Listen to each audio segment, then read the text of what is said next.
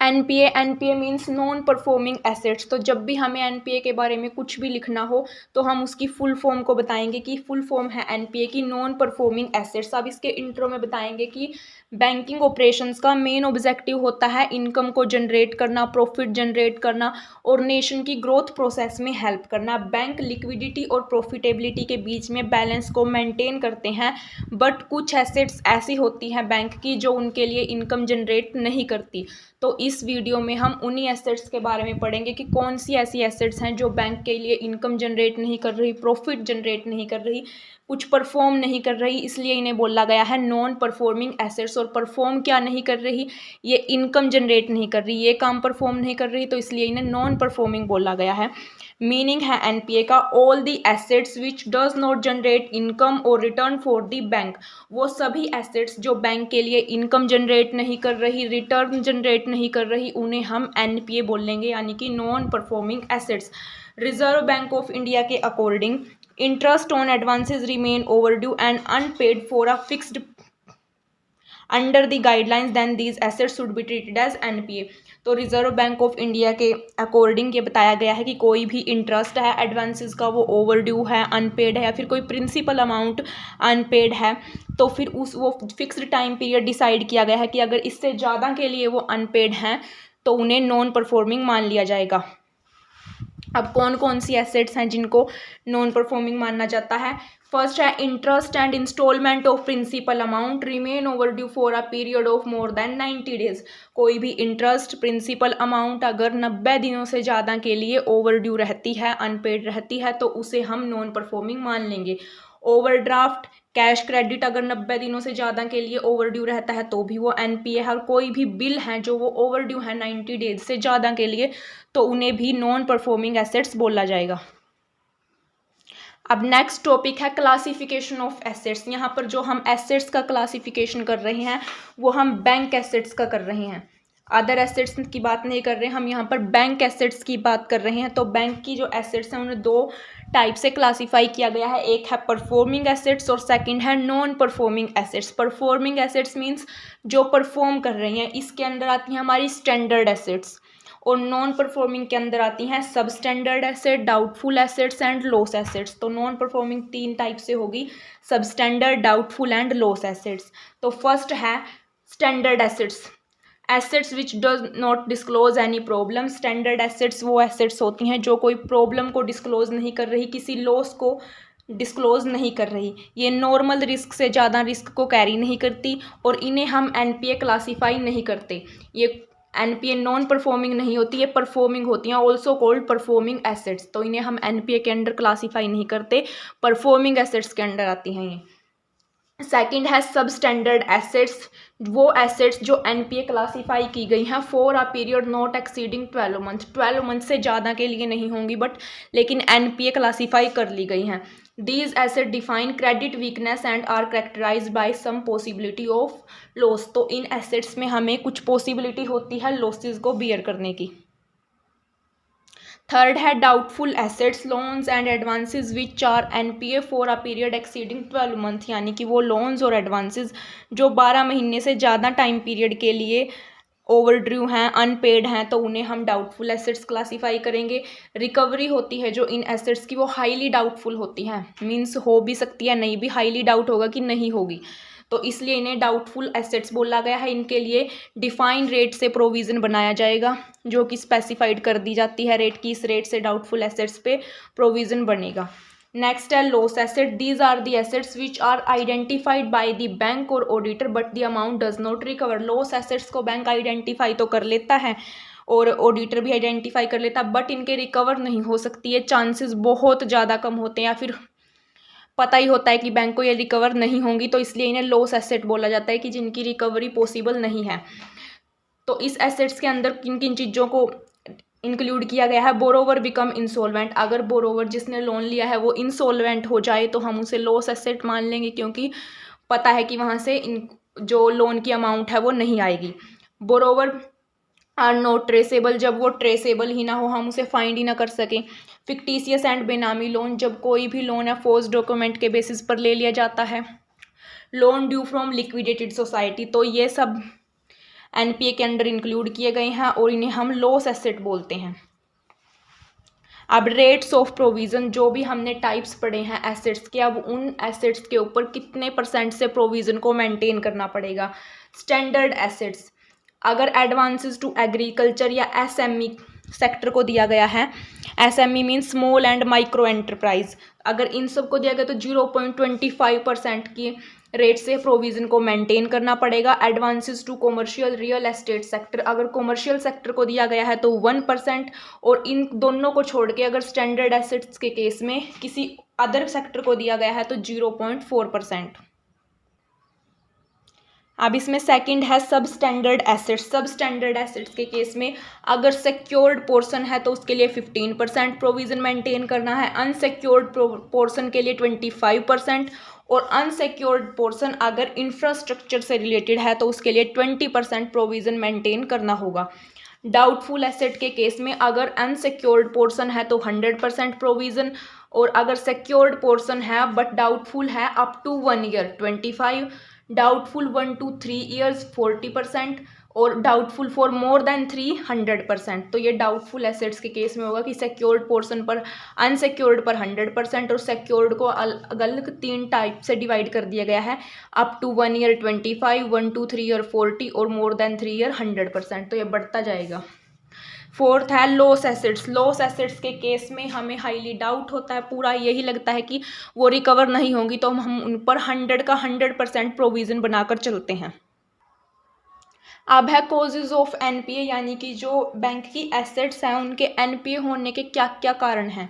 तो फर्स्ट है misutilisation of fund, they do not utilise the money for the purpose for which they have applied. तो जो भी person है bank से अगर लोन लेता है तो वो उस मनी को उस पर्पज़ के लिए यूटिलाइज नहीं करता जिसके लिए उसने अप्लाई किया था लोन के लिए, वो किसी अदर पर्पज़ के लिए उसको यूज़ करता है, बट वहाँ से अगर इनकम जनरेट ना हो रही हो, उसने जिस भी पर्पज़ के लिए वो मनी लगाया है अगर वहाँ से इनकम जनरेट ना हो रही हो तो वहाँ पर डिफ़िकल्टी हो जाती है उसके लिए उस अमाउंट को वापस बैंक को पे करना। फॉर एग्ज़ाम्पल एक फार्मर है, उसने बैंक से लोन ले लिया ये बोल के कि उसे ट्यूबवेल को इंस्टॉल करवाना है या फिर कोई मशीन खरीदनी है, तो ये बोल के उसने बैंक से लोन ले लिया, बट जो अमाउंट थी उसने लोन की अमाउंट रिसीव करके अपनी डॉटर की मैरिज पर या सन की मैरिज पर खर्च कर दी, या फिर कंस्ट्रक्शन के काम में लगा दी, कुछ भी हाउस का कंस्ट्रक्शन हो गया, तो यहाँ पर उसको इनकम जनरेट नहीं होगी जहाँ पर उसने पैसा लगाया है।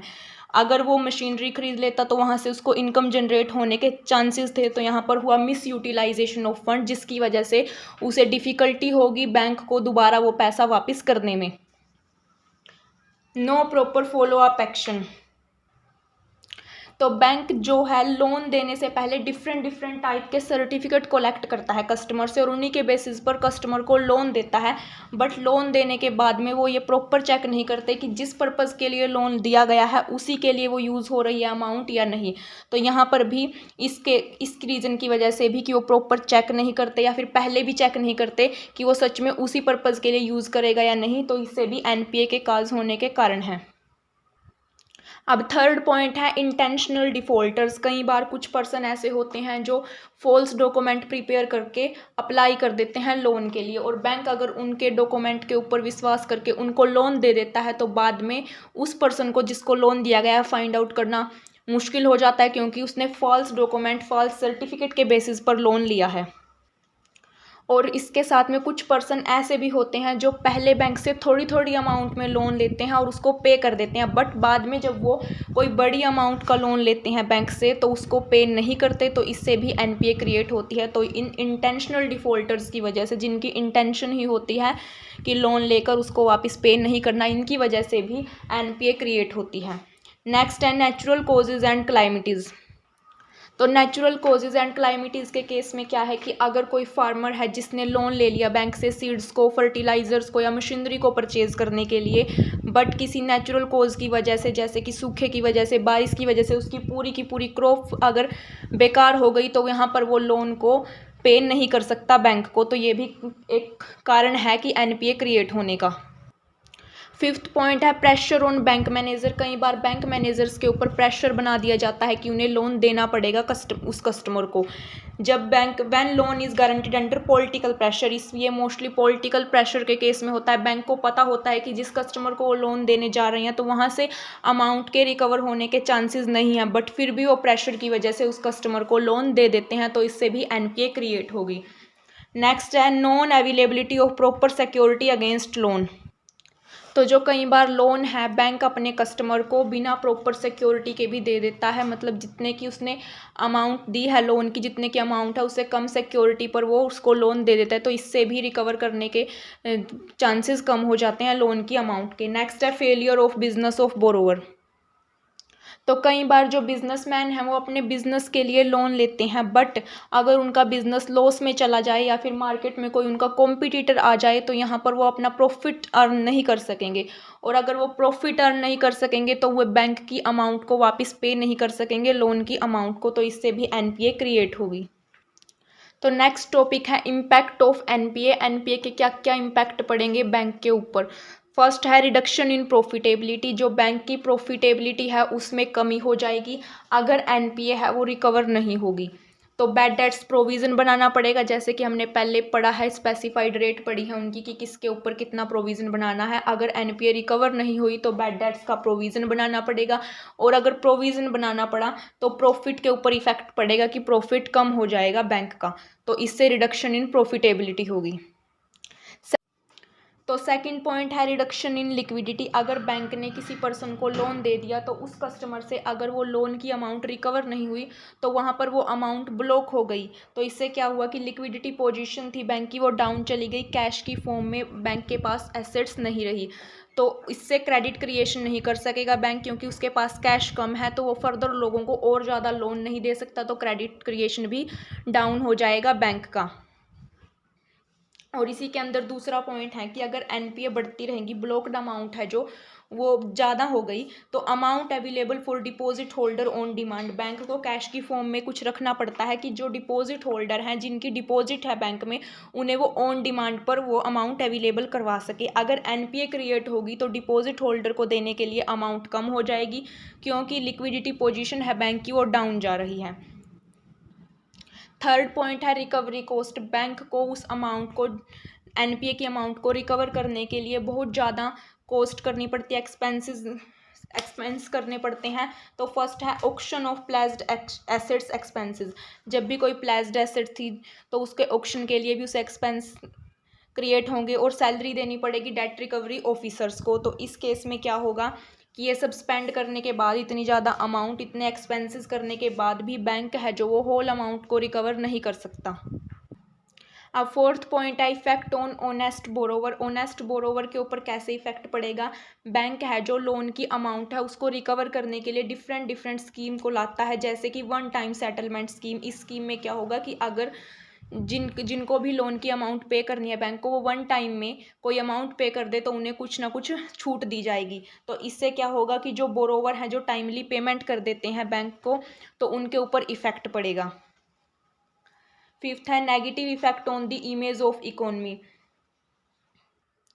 तो अगर बैंक लोन की अमाउंट को रिकवर ना कर सका तो ICRA means international credit rating agency है जो वो कंट्री को रेटिंग कम देगी, क्रेडिट रेटिंग कम देगी, तो इससे ग्लोबल इन्वेस्टर्स होते हैं वो इन्वेस्ट करने से हेजिटेट करेंगे कंट्री में।